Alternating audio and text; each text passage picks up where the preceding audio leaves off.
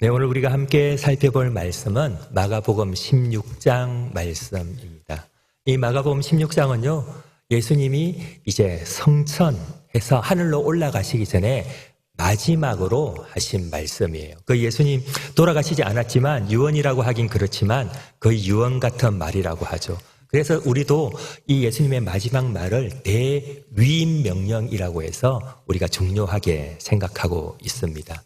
그래서 이 15장 15절에서 20절까지의 여러 가지 내용들이 있고 굉장히 중요한 내용들이 많은데 오늘 저는 그 중에 한 세 가지 정도만 살펴보려고 합니다. 그 중에 첫 번째는 15절에 나오는 너희는 온 천하에 다니며 만민에게 복음을 전파하라는 내용이에요. 그냥 글자로 읽을 때는 어렵지 않은 것 같아요. 근데 이렇게 교통이 발전되고 비행기로 미국까지 직항으로 가면 8시간, 10시간에 갈 수 있는 시대가 되었지만 아직도 온 천하에 다니는 건 쉬운 일이 아니에요. 21세기에도 쉬운 일이 아닙니다. 근데 예수님은 지금 AD 1세기에 지금 이 이야기를 하시는 거예요. 온 천하에 다니며. 우리나라의 복음 전하러 언더우드 선교사, 아펜젤러 선교사가 탄 배가 미국에서 출발해서 하와이를 거쳐 일본을 거쳐 우리 한국까지 들어오는데 일본까지 3개월 반, 일본에서 1달 반을 기다렸다가 제물판으로 들어오는데 또 2달이 걸렸어요. 무려 5달에 걸쳐서 미국에서 한국까지 왔는데 예수님 시기에 온 천하에 다닌다는 건 말이 안 되는 거죠. 저희 아버님이 돌아가신 지 이제 한 5년, 6년, 7년 하여튼 오래됐는데요. 저희 아버님이 돌아가시면서 이제 유언을 만약에 이렇게 하셨다고 생각해봐요. 성재야, 너는 내가 죽고 나면 온 천하에 다녀야 돼. 그리고 복음을 전해. 그렇게 이야기했으면 21세기를 살아가고 있는 저도 쉽지 않았을 거예요. 주님, 그냥 대충 한 6개 정도 나라로 합의보면 안 되겠습니까? 아니면 우리 지금 전 세계 한 178개국 정도가 있으니까 제가 크게 마음 먹어서 제가 한 50개는 다닐게요. 제가 이 설교를 준비하면서 제가 몇 개국을 다닌지 쭉 세봤거든요. 제가 나이가 얼마 안 먹었지만 제가 정확하게 간 나라가 56개 나라더라고요. 제가 방문한 도시가 한 120개 정도 도시가 되고, 근데 그중에 복음 전하러 간 곳은 20개밖에 안 되고 나머지 놀러 다녔더라고요. 그래서 제가 주님께 이 말씀을 준비하면서 주님, 제가 이제 앞으로 15개 정도 더, 적어도 내가 다닌 나라의 반 정도는 내가 복음 전하러 가게 해 주십시오.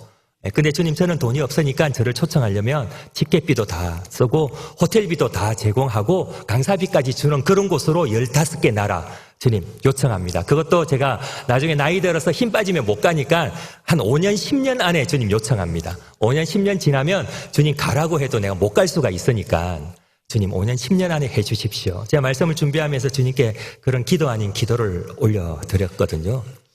온 천하에 다니며 복음을 전하는 게 쉬운 일은 아니에요. 그런데 주님이 하라는 겁니다. 그러면 우리는 해야 되는 거죠. 온 천하를 다니려고 출발했는데 내가 겨우 중국까지 가서 내 삶을 마치면 할 수 없는 일이죠. 하지만 그래도 해야 되는 거죠. 어떤 사람은 중국을 조금 더 넘어서 타지키스탄, 키르기스탄 그쪽 스탄들을 넘어서 아프리카를 넘어 인디아를 넘어 다시 이스라엘까지 갔다가 대서양을 건너서 다시 미국까지 갔다가 남미를 거쳐서 한 바퀴 돌아 하와이를 찍고 일본을 찍고 다시 우리나라로 올 수 있을지 모르겠지만 온 천하를 다니라고 하면 다니는 거죠. 정말 주님 너무 하신 것 같긴 한데 해야 되는 거죠. 특별히 이렇게 온 천하를 다니라고 할 때 주님이 너희 중에 신앙이 좋은 사람들은 온 천하를 다녀야 돼. 신앙이 안 좋은 사람들은 온 천하 다니면 괜히 욕먹으니까 너네는 그냥 한국에 남아있어. 이렇게 이야기하지 않으신 거죠. 예수님이 성천하기 전에 이를 기록한 마태복음 18장 16절에서 18절에는 이런 기록이 있어요. 11 제자가 갈릴리에 가서, 예수님이 이제 성천하시는 그 갈릴리에 가서 예수께서 지시하신 산에 이르러 17절에 보면 이 기록이 중요합니다. 예수를 배웠고 경배하나 아직도 의심하는 자들도 있더라. 예수님이 지금 성천하시는 이 마당에 그 예수님을 보고 이분 예수님이 부활하신 게 맞나? 저분이 예수님이 맞나? 저분 믿으면 구원 얻는 게 맞나? 라고 의심하는 사람도 있는 거예요. 그런데 17절에 이렇게 의심하는 사람도 있다고 기록한 이 마태가 18절에서 20절 우리가 알고 있는 그 대위임 명령을 바로 이어서 기록합니다. 하늘과 땅의 모든 권세를 내게 주셨으니 그러므로 너희는 가서 모든 족속으로 제자를 삼아 아버지와 아들과 성령의 이름으로 세를 베풀고 내가 너희에게 분부한 모든 것을 가르쳐 지키게 하라. 볼지어다 내가 세상 끝날까지 너희와 항상 함께 있으리라. 온 천하에 다니며 복음을 전파하는 건 예수님이 그 말씀을 하실 때 거기에 베드로나 요한처럼 굉장히 신앙이 좋은 사람들도 있었어요. 거기에 저처럼 의심 많고 아직도 의심하고 있는 그런 사람들도 있었지만 예수님께서 말씀하시는 거예요. 온 천하에 다니며 복음을 전파하라. 믿음이 강한 사람이나 믿음이 약한 사람이나 예수 믿은 지 10년이 된 사람이나 예수 믿은 지 1년밖에 안 된 사람이나 온 천하에 다니며 복음을 전파하라. 이 말씀에 순종해야 하는 것입니다. 왜냐하면 우리는 단지 가서 전할 뿐이에요. 우리는 전할 뿐이고 그 뿌려진 열매가 싹을 틔우고 열매를 맺는 것은 자라나게 하시는 건 하나님께서 하실 일이죠. 그러면 이제 우리 청년들은 이렇게 물어요. 아니 그럼 목사님 하나님이 직접 가서 하시면 되지 왜 굳이 불편하게 우리 보고 가라고 그럽니까? 제가 대답을 해주죠. 저는 친절하잖아요. 하나님이 직접 가서 거기에 짠 하고 나타나시면 거기에는 예수 믿지 않는 사람들 죄인들이 있기 때문에 하나님의 거룩함 때문에 죄인들은 죽을 수밖에 없어. 하나님 복음 전하러 짠 나타나셨는데 죄인들이 다 죽어버리면 복음을 어떻게 전하냐.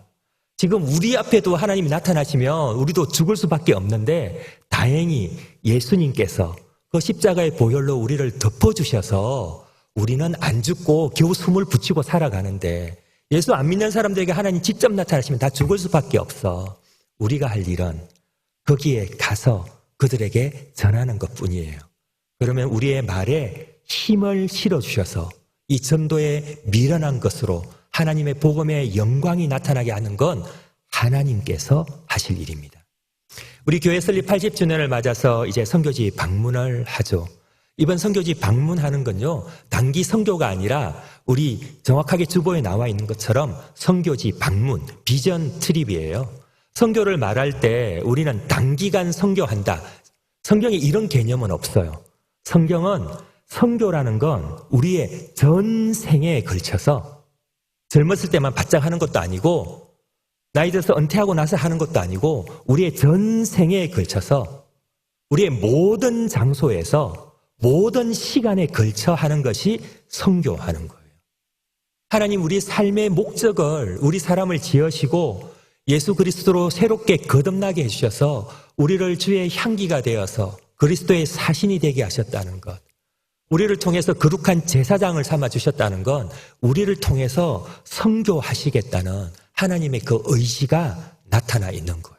우리 모두가 선교사예요.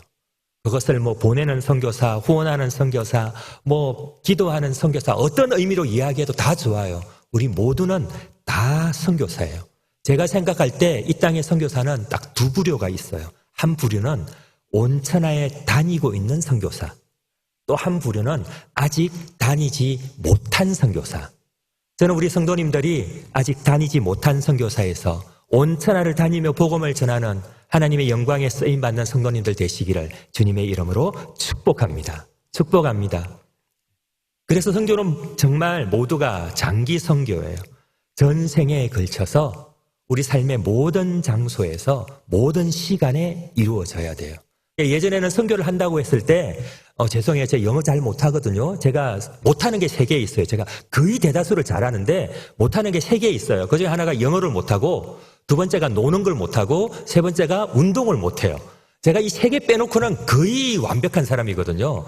네, 영어를 잘 못하지만 제가 영어를 써야 될 수밖에 없는 게 예전의 선교 개념은 go and dare이었어요.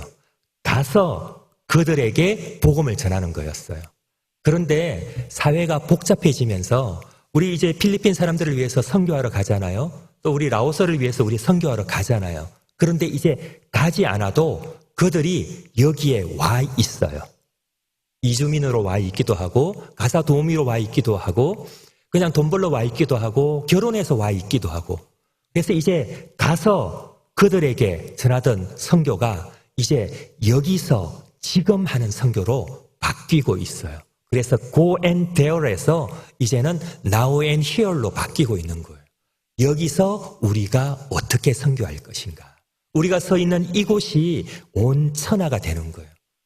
예전에는 우리 한민족, 그냥 몽골리안 한민족밖에 없었는데 이제는 베트남 사람들도 라오스 사람들도 태국 사람들도 미국 사람들도 영국 사람들도 독일 사람들도 외국인들이 우리 한국 땅에 들어와서 우리가 살고 있는 땅이 온 천하가 되고 우리가 살고 있는 땅 가운데서 만민을 만날 수 있는 정말 선교하기에 최적의 시기가 되었어요. 예전에는 가서 선교해야 되는데 이젠 여기서 선교할 수 있고 예전에는 가서 그들의 말로 선교해야 되는데 이제는 여기서 우리의 말로 선교할 수 있고 선교는 모든 시간, 모든 장소, 전 생애에 걸쳐 우리가 이제 감당해야 한다는 거죠. 나이가 어린 사람도 해야 되고요. 나이가 많은 사람도 해야 돼요. 우리 이번에 중고등부 학생들이 4명 우리 선교 갈 때 라오스에 비전 트립 갈 때 같이 가거든요. 우리가 가서 영유아부하고 초등학생들 대상으로 사역을 하는데 그 4명이 가면 걔들은 뭘 따로 할 게 없어요. 그냥 애들이랑 같이 놀아주면 돼요. 놀아주면 돼요. 여러분 어릴 때 생각해보면 우리 다들 외국인 친구 한 명씩 있었잖아요.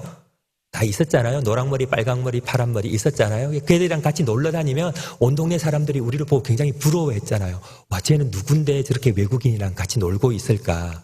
우리 그 중고등부 4명은 가서 그렇게 놀아주기만 하면 그 동네 사람들이 와, 쟤는 누군데 저렇게 외국인이랑 놀고 있을까 하는 부러움을 받게 되는 거예요. 그때 이제 제가 쫙 나가서 이 아무것도 모르는 이 머리 시꺼먼 짐승들이 너네한테 온 건 예수님의 사랑 때문이야 라고 한마디 해주면 되는 거죠.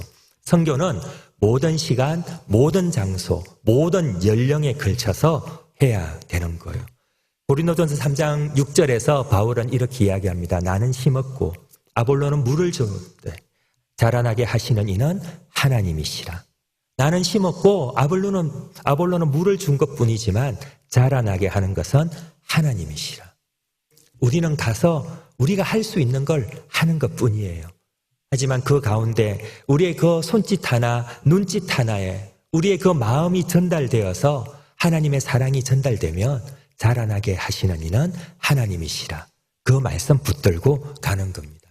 때로는 그 아이들 속에 심어진 그 복음의 씨앗들이 가시떨기 세상의 염려에 또는 쨍한 햇볕에 세상의 염려와 욕심과 재리와 길가의 새들이 와서 먹어버려서 열매가 맺히지 않을 때도 있어요. 햇빛에 말라가는 걸 보면서 우리 마음이 주저앉을 때도 있어요. 하지만 그렇더라도 그 어느 순간에도 선교하기를 멈춰서는 안 됩니다. 왜냐하면 선교는 하나님이 하시는 거거든요. 하나님이.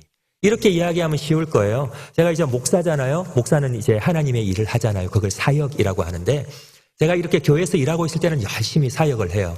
그러다 교회를 사표를 쓰고 집에서 그냥 자연인, 윤성재로 있을 때는 사역하지 않고 가만히 있어요. 이상하잖아요. 교회에 있을 때는 열심히 하나님의 일을 하는데 집에 있을 때는 하나님의 일을 안 한다? 이상하잖아요, 이게 지금. 내가 목사로 부르심 받았으면 내가 교회에 있든지 집에 있든지 한국에 있든지 선교지에 있든지 하나님의 일을 하기 위해서 힘써야 되는 거죠. 선교란 것도 마찬가지죠. 온 천하에 다니며 땅끝까지 가서 모든 민족에게 복음을 전해야 되는 거죠. 하지만 그렇지 못한다 할지라도 집에 있던 교회에 있던 사역을 하는 것처럼 국내에 있던 해외에 있던 한국 사람을 만나던 외국 사람을 만나던 그곳에서 선교사의 마음을 가지고 선교의 비전을 가지고 그들을 품고 섬기는 거예요. 우리 교회에서 이제 일주일 동안 이렇게 라오스와 필리핀 방문하는 걸 비전 트립, 선교지 방문, 비전 트립이라고 하는 이유는 그 목적이 다르기 때문이에요. 우리는 우리 한평생 선교할 그 선교의 자리를 찾아가는 것이 아니라 그곳에 선교하고 있는 선교사님들을 돕기 위해서 가는 거예요. 그곳에 필리핀에 가면 우리 고선교사님 있고 필리핀 가는 분들께 제가 심심한 위로를 전합니다. 우리 청년들께 들어보니까 여러분이 가시게 될 그 산 위에 있는 동네 2시간 동안 등산을 해서 가야 된대요. 38도, 40도가 넘는 날씨에 차도 없대요. 걸어가야 된대. 혹시 체력이 너무 약하신 분들은 소 달구지를 타고 갈 수 있다 하더라고요. 그 산에 가서 복음을 전해야 되는 거죠. 우리 라오스는 일주일 동안 가서 거기 0세부터 6세, 정말 저는 너무 기가 막히는 거예요. 제가 선교사님께 물어봤죠. 0세부터 6세면 걔들이 말을 할 줄 아냐? 걔들이 영어를 하면 우리가 영어를 준비해 갈 거고, 라오스 말을 하면 라오스 말을 준비해 갈 건데 0세부터 6세면 도대체 걔들은 어느 나라 말을 쓰는 거냐? 도대체 무슨 말을 준비해 가야 되는 거냐? 그럼에도 불구하고 우리가 거기 가는 이유는 선교사님께서 그 사역을 요청하셨기 때문이에요. 선교사님의 사역을 돕기 위해서. 그리고 이렇게 우리 지역 교회에서 이런 선교를 갈 때는 그 목적 외에 한 가지의 목적이 더 있어요. 교회는 사람을 세우는 곳이거든요. 사람을 키우고 사람을 세우는 거예요. 그래서 우리 교회가, 교회 공동체가, 이런 지역 교회 공동체가 선교로 갈 때는 가서 선교사님을 돕는 것이 가장 우선된 사역이지만, 그와 함께 선교의 마음을 품은 사람들을, 하나님께서 선교의 마음을 부어주신 사람들, 내가 선교의 뜻이 있구나, 나에게 이런 선교하고자 하는 마음이 있구나, 그런 마음을 확인하는, 이것을 선교의 비전을 품는다라고 이야기하는데, 선교의 비전을 가진 사람들을 세워나가는 것에 또 그 목적이 있어요. 그래서 그냥 우리 청년들이 가서 일주일 동안 지내오면서 아, 정말 이 라오스 땅에 하나님이 나를 쓰시겠구나, 그러면 저는 걔는 거기 남겨두고 올 거예요. 그래, 그럼 너는 남아 있어라. 한 석 달 남아 있다가 방학 끝날 때까지도 그 마음이 변치 않으면 내가 부모님하고 석 달 뒤에 다시 올 테니까 그때 잘 이야기해서 협의를 한번, 협상을 잘 쳐봐라. 네. 선교사님을 돕고 선교의 마음을 품는 것, 이 두 가지가 같이 하는 거거든요. 근데 이게 쉽지 않아요. 왜냐하면 KWMA라는 우리나라 한국 선교단체 협의회라는 아주 큰 단체가 있어요. 이 단체 사무총장이 우리 강대흥 선교사님이라고 우리 합동측의 고참 선교사님이신데, KWMA라는 단체와 크림이라는 선교 데이터를 작성하는 단체에서 매년마다 한국의 단기 선교사가 몇 명이고 비전 트립이 몇 명 나가고 장기 선교사가 몇 명 나가고 하는 통계를 내요. 매년 내요, 매년. 그중에 뭐 굉장히 재밌는 통계가, 여러분 40세 이하 선교사가 우리나라 전체 선교사 중에 몇 퍼센트를 차지할 것 같아요? 40세 이하 선교사가. 우리나라 전체 선교사가 한 2만 7천 명, 많을 때는 2만 9천 명까지 가고, 이 코로나 때 2만 1천 명으로 줄었다가 다시 2만 7천 명으로 늘어나고 있는데, 이 중에 40세 이하 선교사가 무려 12%나 차지하고 있어요. 정말 놀라운 일이죠. 10명 중에 1명 정도만 40대 이하고 나머지는 다 40대 이상.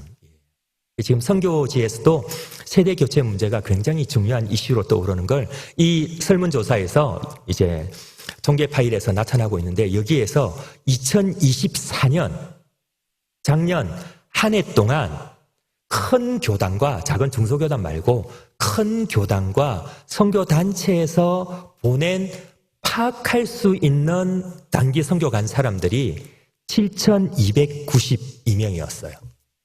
7,292명. 이 숫자만 가지고는 감이 잘 안 오시죠? 만약에 7,292명이 선교 가서 한 사람당 150만 원씩만 쓰면, 우리 이번에 라오스 가는데 한 사람당 한 150만 원 쓰거든요. 150만 원만 쓰면 그 돈이 109억 3,800만 원이 들어요. 실제로 통계에 잡히지 않은 것까지 치면 아마도 매년 단기 선교로만 우리 한국 교회가 약 300억에서 400억을 쓸 것이라고 추정하고 있어요. 아마 그 이상으로 쓸지도 몰라요. 단순히 선교의 효율을 따지면요, 매년 단기 선교를 가느라고 100억, 200억, 300억을 쓰는 것보다 그 돈으로 선교지에서 어떤 사역을 하는 게 나아요. 교회를 짓는데 아직도 물가가 많이 올랐지만 3천만 원에서 5천만 원이면 교회를 하나 짓고요. 1억에서 2억이면 중고등학교를 하나 짓고요. 20억이면 일반 그 몇 개 내과 외과가 있는 단과 병원을 하나 짓고, 50억이면 종합병원을 하나 지을 수 있어요. 해마다 종합병원을 6개를 지을 수 있고, 교회를 100개 이상을 세울 수 있는 돈을 우리는 단기 선교하느라 그냥 써버리는 거죠. 그냥 써버리는 거죠. 비용 대비 효율 면으로는요, 단기 선교는 안 가는 게 맞아요. 그런데도 한국 교회가 단기 선교를 가는 이유가 어디에 있을까요? 300억을 쓰더라도 그 중에 한 사람이 성교의 마음을 품고 그 중에 한 사람이 하나님께서 하시고자 하는 그 복음의 마음을 품게 된다면 그 한 사람을 통해서 온 세상이 변화할 수 있다는 하나님이 하실 일을 기대하는 거예요. 우리는 겨우 300억 쓰지만 이거보다 더한 낭비를 하신 분이 있어요. 하늘과 땅의 모든 권세를 가진 분이 계셨거든요. 하나님의 아들 예수님이라는 분이었는데 이분이 하늘과 땅의 모든 권세를 가지고 이 땅에 오셔가지고 한 일이라고는 12명 제자 만드는 거였어요. 심지어 그 12명 중에 한 명은 배신 때렸어요. 한 명은 예수님 십자가에 돌아가실 때 나 예수님 모른다고 3번이나 부인했어요. 예수님 십자가에 돌아가실 때 전부 다 입고 있던 옷까지 다 벗어 던지고 도망 다녔어요. 그런데 예수님이 하늘과 땅의 모든 권세를 가지고 이 땅에 오셔서 로마 제국을 정복하지도 않고 세계의 큰 제국을 만들지도 않고 12사람밖에 안 세웠지만 그 12사람이 지금 한국에만 1280만 명 그리고 전 세계적으로 26억 3194만 명이라는 놀라운 성교의 열매들을 만들어낸 거죠. 그 한 명이 최소한 2억 명 이상에게 복음을 전한 거예요. 우리나라 인구가 한 6천만에서 7천만 정도 되니까 그 한 사람이 우리나라 같은 나라, 적어도 세계 4개 나라에 복음을 전하는 거예요. 우리나라 같은 나라 세계 4개의 복음을 전한다면 300억이 아깝지 않죠. 제가 좋아하는 분 중에 뿌리 깊은 나무라는 책을 잡지를 발간하시는 한창기 선생님이 계세요. 돌아가셨어요. 이분이 한 유명한 말 중에 이런 말이 있어요. 제가 한번 이 말씀 드린 적이 있는데 의미 있는 일을 위해서라면 돈을 낙엽처럼 태울 줄 알아야 된다. 이분이 항상 자기 출판사 앞에서, 왜냐하면 이분이 항상 출판사가 막 군사 독재 이렇게 비판하고 유신헌법 막 한문으로 되어 있어가지고 사람들이 뭐가 잘못된지 모르니까 그걸 순 우리말로 쉽게 번역해가지고 유신헌법이 독재헌법이 이렇게 잘못됐다 했다가 뿌리 깊은 나무가 폐간되고 세미 깊은 물이 폐간되고 하면 매일 출판사 앞에 가서 그냥 낙엽 쓰는 거예요. 사람들이 묻는 거죠. 선생님 왜 그렇게 낙엽 썰고 계시냐고. 그러면 그분이 이 말을 하는 거예요. 의미 있는 일을 위해서라면 이 돈을 낙엽처럼 태울 수 있어야 된다. 이분이 젊을 때 그 브리테니카 백과사전이라고 해서 미국 시카고에 본사가 있는데 원래 그냥 외판 사원 하다가 그 백과사전을 보고 그 시카고 본사에 편지를 보내는 거예요. 내가 한국에서 이 책을 팔아볼 테니까 이걸 한국어로 번역해달라. 그래가지고 떼돈을 벌었어요.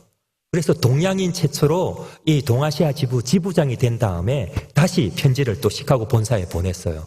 너네가 한국 때문에 이렇게 돈을 많이 벌었으니까 이제 그 돈을 한국을 위해서 써라. 그래서 뿌리 깊은 나무라는 잡지를 만들고 그 당시에 최초로 순 한글로 된 잡지. 그때 신문도 다 가로쓰기로 세로쓰기로 되어 있었는데 가로쓰기로 되어 있는 잡지, 컬러 잡지, 심지어 독자들의 비판까지도 실어주는 잡지로 말 그대로 굉장히 유명해졌죠.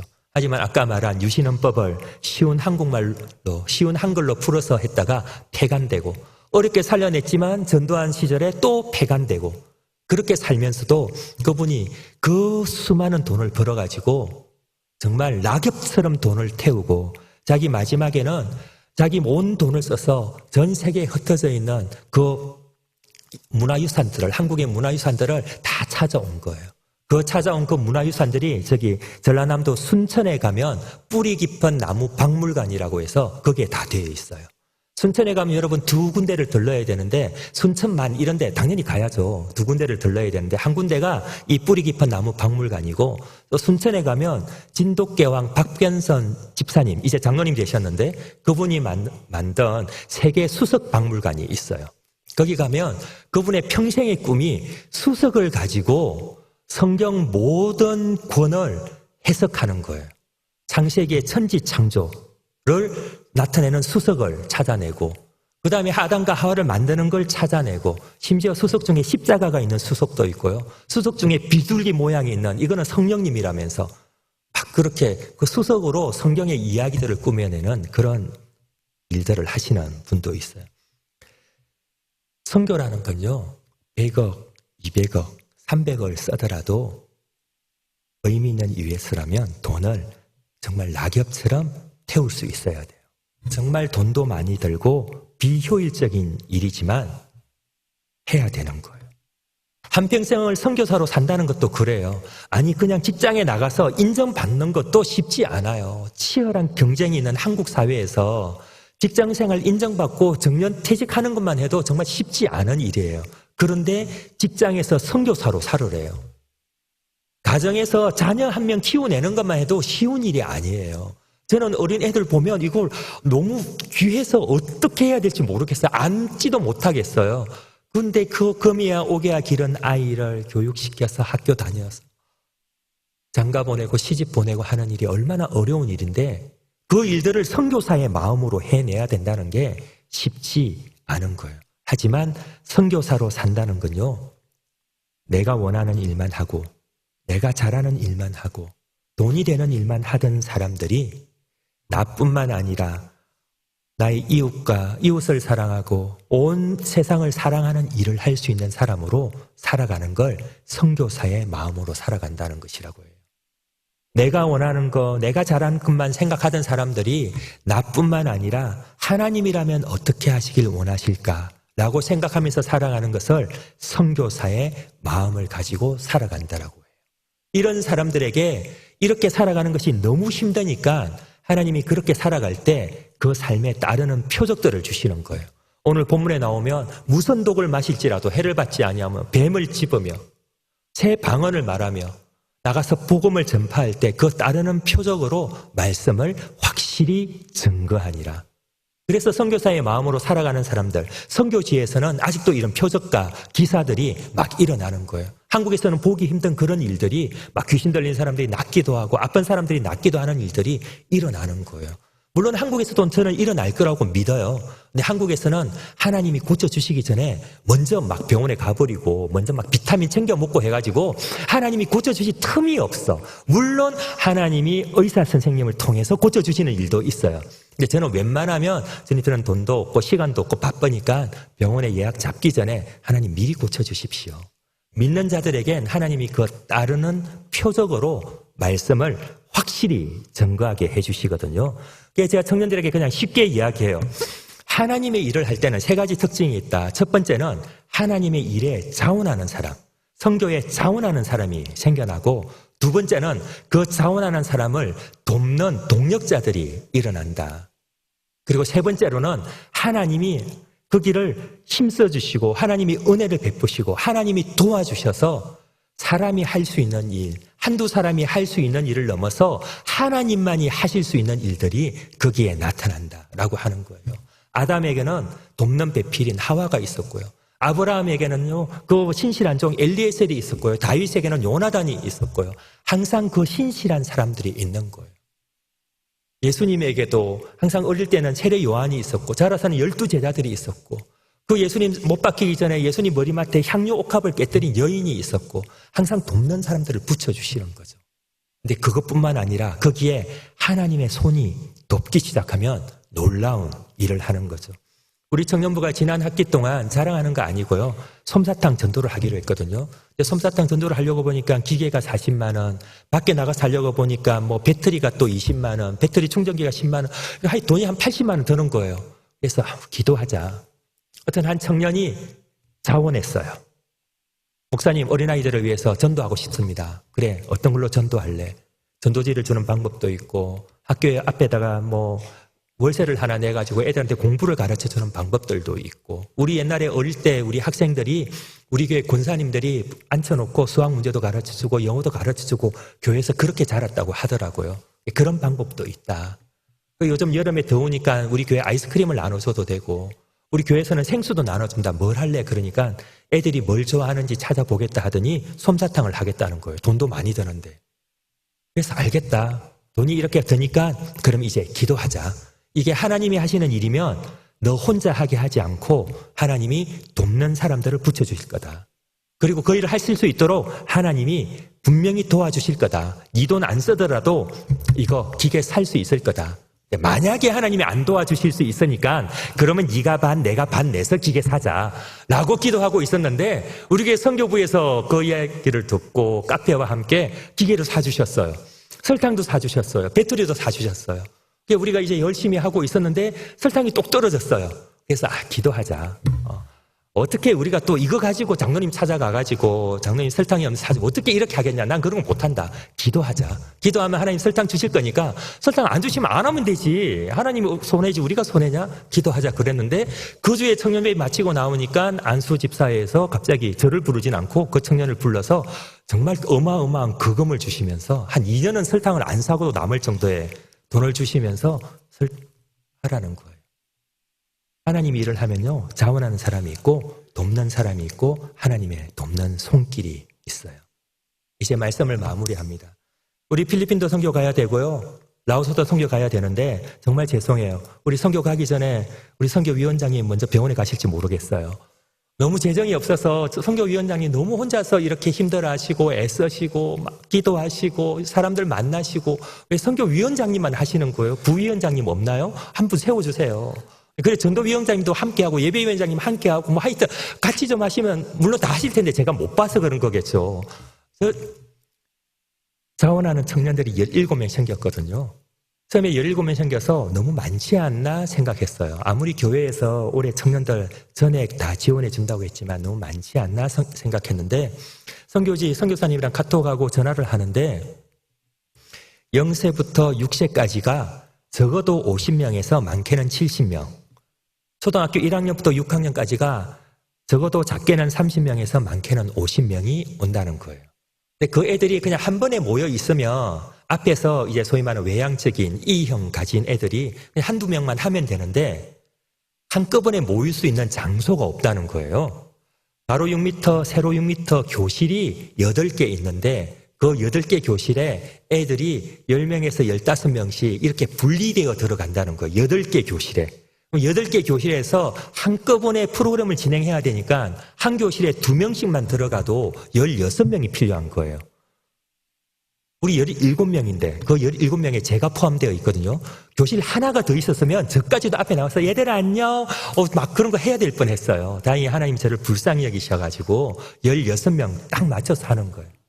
물론 16명 나온 것 때문에 저는 그래서 진짜 주님이 계획하셨군요. 정말 우리 몰랐는데 하나님의 준비하심이 이렇게 놀랐군요 하는데 이제 교회 선교부에서는 목사님 16명이라고요? 정말 감사하네요. 우리가 전액 지원하겠습니다 하는데 목소리가 떨리는 거죠. 전액 지원하겠습니다 하는데도. 예. 그리고는 이제 여기저기 가서 옷도 받아오시고 권사님들 만나서 이렇게 하자, 물품도 팔자 하고 있는 거예요. 그래서 우리 교회에 선교 가겠다고 자원하는 사람들이 생겼어요. 그 자원하는 사람 돕기 위해서 우리 청년부도 우리 권사님들도 우리 선교부도 이렇게 돕는 동력자들이 생겼어요. 그러면 이제 하나님의 일하심을 충족하기 위해서는 마지막 하나가 남았죠. 하나님의 선한 손으로 우리를 도와주시는 거예요. 오늘 말씀을 마무리하면서 우리 성도님들에게 정말 간절하게 요청합니다. 그 하나님의 선한 손길에 함께 동력해 주시기를 주님의 이름으로 축복합니다. 제가 오늘 설교 올라오면서 이걸 가져 올라왔잖아요. 제가 청년부 설교를 마치고 딱 나오면 그 앞에 어떤 분들이 이걸 팔고 계시거든요. 근데 이분들이 저한테 이걸 강매를 하더라고요. 아니 목사 돈 벌면 얼마나 번다고, 이걸 목사님 집에 이거 챙겨가세요도 아니고 이거 가지고 19,000원 입금하고 가래요. 현금이 없다고 하니까 그 자리 입금하고 왔어요. 그러면서 제 마음이 얼마나 기쁜지, 이분들이 선교를 위해서 정말 목사한테도 이렇게 강매하는 게 보니까 정말 크게 되실 분들이다. 이분은 하나님이 크게 쓰실 분들이다. 예. 그래서 여러분 이 반찬은요, 제가 특별히 반찬 가지고 온 게 이번 주 지나면 못 먹잖아요. 그래서 반찬은 웬만하면 오후 2시 전에 다 팔렸으면 좋겠어요. 여러분 오후 2시 예배에 들어오기 전에 지하에 가서 반찬을 사서 여기 예배 드려오셨으면 좋겠어요. 왜냐하면 반찬이 남아있으면 다음 주도 제가 청년부 예배 딱 마치고 나오면 목사님 반찬이 남았어요 하면 제가 또 사야 되잖아요. 알다시피 우리 집에는 저랑 우리 집 사람 둘밖에 없는데 이것만 가지고도 한 달 내내 먹어요. 다음 주에 또 사면 이제 어떡하자는 거예요. 다음 주에는 제 친구 집에 주고 우리 윗집에 주고 뒷집에 주고. 하나님의 선한 손길, 자원하는 사람, 돕는 동력자, 그리고 하나님의 선한 손길에 쓰임받는 우리 원동교회 성도님들 되시기를 주님의 이름으로 축복합니다.